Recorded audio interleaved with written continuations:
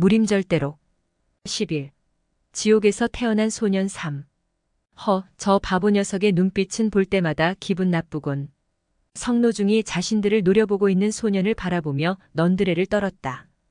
유학철은 손을 저으며 무심한 말투로 성노중에게 신경 쓰지 말라는 듯 입을 열었다.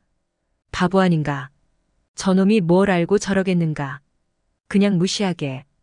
유학철이 성노중에게 무시하라는 투로 말했지만 유학철은 그날 저 눈빛에 말려서 자신이 이성을 잃고 저 어린 놈에게 살수를 퍼부었던 기억을 떠올렸다. 아무리 생각해봐도 그날 왜 그렇게 화가 났는지 스스로 생각해봐도 이유를 알 수 없었다. 위사들이 지옥의 간수가 되었을 때 군사 제갈무위에게서 받은 3가지 지침은 무상의 명령과도 같았다. 그리고 죄수들에게 체벌을 가할 때에는 반드시 채찍을 이용하고 그 채찍으로 단죄를 하기 위한 3초식의 편법을 위사들에게 가르쳤다. 각 초식의 이름은 흔, 파, 멸이라 하였는데 지옥살이라고 불리는 편법이다. 이 편법은 펼치는 위사나 당하는 죄수 모두가 모르는 비밀 장치가 있었는데 그것은 편법의 잔인함 이면에 내재한 치유의 기능이었다. 때문에 편법에 당한 죄수들은 살이 떨어져 나가는 지독한 상처를 입고서도 맞아서 사망한 죄수는 한 명도 없었다. 또한 편법은 인간이 가장 고통스럽게 여기는 통점들을 자극해 최고의 고통을 주도록 만들어졌으며 동시에 앞점을 가격해 고통으로 인해 의식을 잃거나 기절하는 것을 방지하는 이중의 효과가 있었다. 당하는 사람은 고통을 그대로 받을 수밖에 없었고 스스로 저항을 포기하게 만들었다.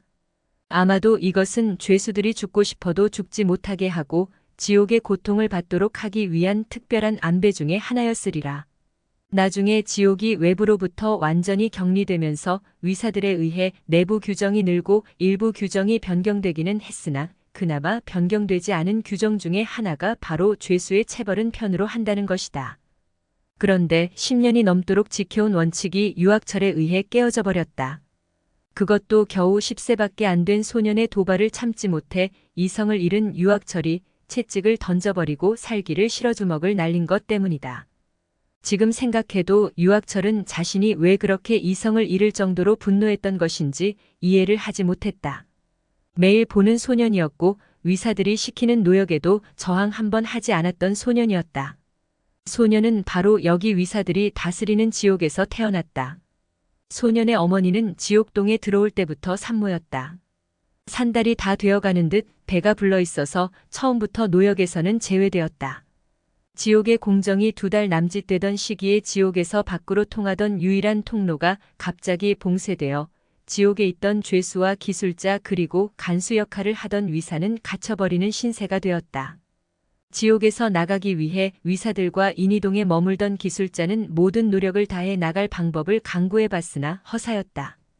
결국 그들은 여기서 나갈 방법 대신 살아갈 방법을 강구하게 되었고 필요에 따라 4개의 구역으로 나누고 위사들의 입맛에 맞도록 규정도 새로이 만들어지게 되었다.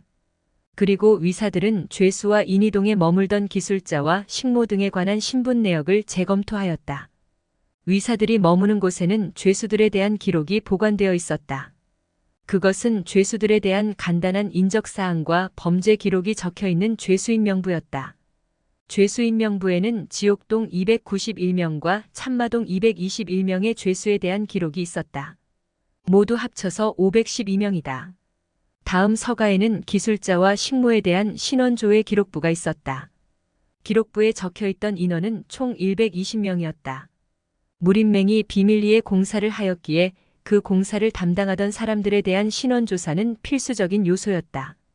게다가 군사였던 천내 제갈무위는 애초에 기술자들도 여망지옥을 폐쇄할 때 같이 가둘 생각이었기에 가능한 한 그자들이 갑자기 사라져도 크게 문제가 없는 사람들로 차출해 공사가 진행되었던 것이다.